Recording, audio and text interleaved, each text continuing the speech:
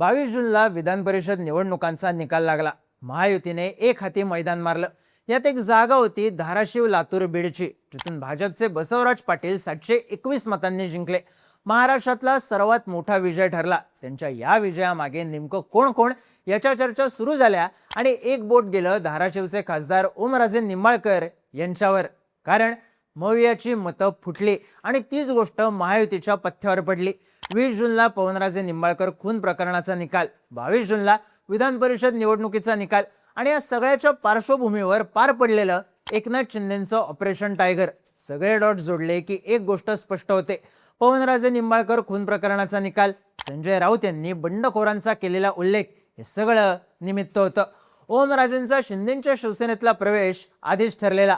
आता तो कसा ठरला, ठाकरेंनी लावलेली फिल्डिंग फेल कशी गेली, डाव कुठे घुमला, समजून घेऊयात या व्हिडिओमधून। नमस्कार, मी चिन्मय आणि तुम्ही पाहताय बोलभिडू। बुधवारी 17 जूनला शिंदेंच्या ऑपरेशन टायगरच्या बातम्यांनी जोर धरला। ठाकरेंचे 6 खासदार लोकसभा अध्यक्ष ओम बिर्ला यांच्या भेटीला गेले आणि त्यांनी आपला स्वतंत्र गट स्थापन करण्यासंदर्भातलं पत्र दिल्याच्या बातम्या आल्या। या खासदारांमध्ये ओमराजे निंबाळकर यांचाही समावेश असल्याचं सांगण्यात आलं। त्यानंतर ठाकरे गटाच्या नेत्यांनी ओमराजेंवर प्रचंड तोंडसूक घेतलं। अशातच 20 जूनला पवनराजे निंबाळकर खून खटल्याचा निकाल ओमराजेंच्या बाजूने लागला नाही। पद्मसिंह पाटील निर्दोष सुटले आणि ओमराजे ठाकरेंकडे माघारी फिरण्याच्या चर्चा सुरू झाल्या। ओमराजेंनी आपण 21 तारखेला कार्यकर्त्यांशी बोलून निर्णय सांगू असं सांगितलं। 21 तारखेच्या मध्यरात्री ठाकरेंचे नेते कैलास पाटील आणि वरुण सरदेसाई यांनी घेतलेली भेट, आदित्य ठाकरेंचं परत येतील त्यांचं स्वागत, हे वक्तव्य यातून ठाकरे गटाकडून पेरणी करण्यात आली। पण 21 तारखेला रात्री कार्यकर्त्यांशी बोलून ओमराजेंनी शिंदेंच्या शिवसेनेत जाण्याचा निर्णय जाहीर केला। या सगळ्यात महत्त्वाच्या ठरल्या त्या 21 तारखेला घडलेल्या घडामोडी।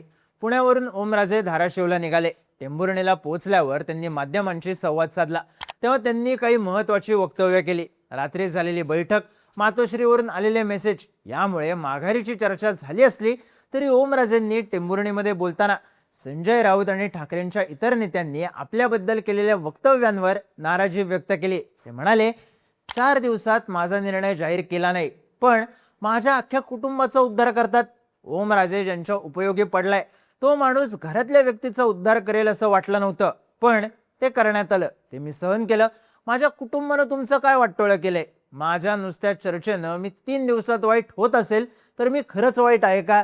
रील स्टार म्हणून हिणवणी करतात, रील स्टार असलेल्या माणसाला मतं टाकतात का? त्यांच्या स्टेटमेंट नंतर ओमराजे यांच्यावर झालेली टीका, त्यांच्याबद्दल वापरले गेलेले शब्द, यामुळे ओमराजे मानसिक तणावात असल्याच्या बातम्या आल्या। त्यामुळे संजय राऊत आणि इतर नेत्यांनी केलेल्या टीकेमुळे ओमराजेंनी माघारीचा निर्णय घेतला नाही असं बोललं जाऊ लागलं। पण मुळात हे तात्पुरतं कारण ठरलं, कारण डाव त्याआधीच फिरला होता। ओमराजेंच्या शिंदेंच्या शिवसेनेतल्या प्रवेशामागे कारणीभूत ठरला एक निकाल। ओमराजे टेंभुर्णीत बोलले की स्थानिक स्वराज्य संस्थेच्या निवडणुका झाल्या, माझ्या लोकसभा कार्यक्षेत्रात जेवढ्या पंचायत समित्या आहेत, नगरपालिका आहेत, त्यात एकही पंचायत समिती, नगरपालिका निवडून येऊ शकली नाही। आम्ही 24 तास लोकांना देतो, आम्ही त्यांच्यासाठी काम करतो, मात्र अशा स्थितीत मशाल चिन्हावर उभ्या राहिलेल्या आमच्या लोकांना पराभवाचं तोंड का बघावं लागलं? जिल्हा परिषद निवडणुकीत धाराशिवमध्ये भाजपला 19, शिंदेंच्या शिवसेनेला 15 आणि ठाकरेंच्या शिवसेनेला फक्त 7 जागा मिळाल्या होत्या। 44 जागा लढवून ठाकरेंच्या शिवसेनेला 7 जागा जिंकता आल्या। ओमराजे यांनी बळ दिलेले त्यांचे निकटवर्तीय असलेले अनेक जण पराभूत झाले। त्यांचे कट्टर राजकीय विरोधक असलेल्या राणा जगजितसिंह पाटील यांना मोठं यश मिळालं।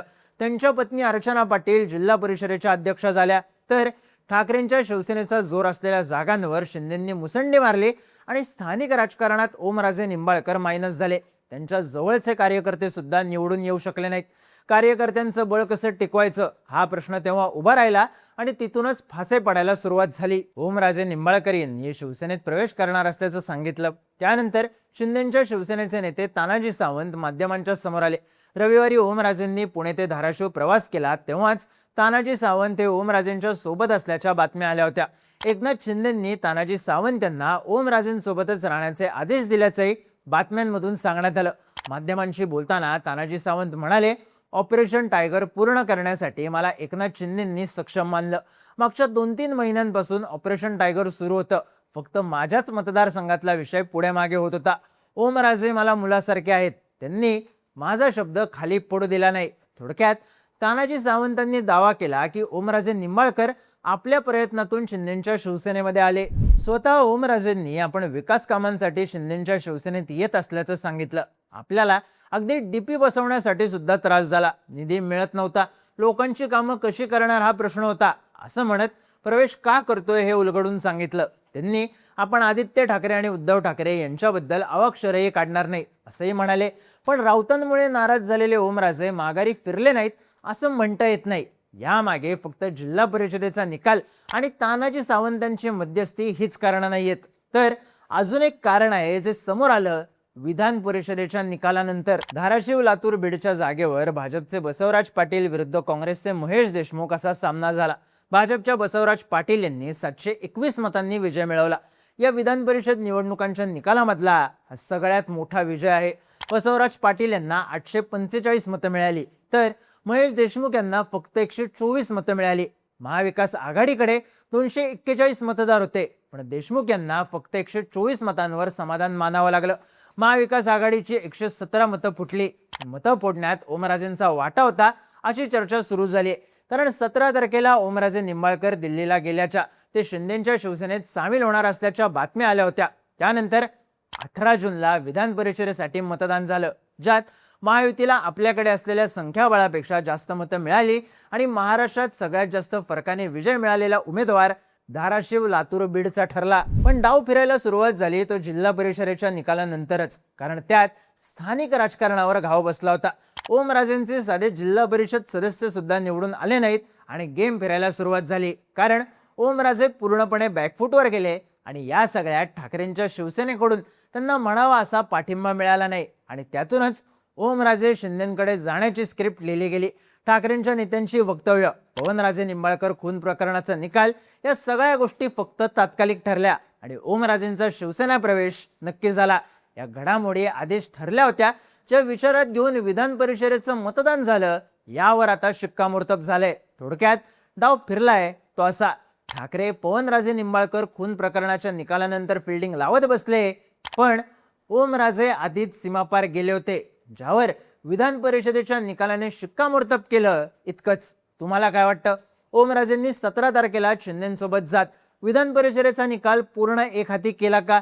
जिल्हा परिषदेचा पराभव हे कारण होतं की दुसरं काही? तुमची मतं आणि प्रतिक्रिया कमेंट करून नक्की सांगा आणि माहितीपूर्ण व्हिडिओज पाहण्यासाठी बोलबिडूच्या YouTube चॅनलला सबस्क्राईब करायला विसरू नका.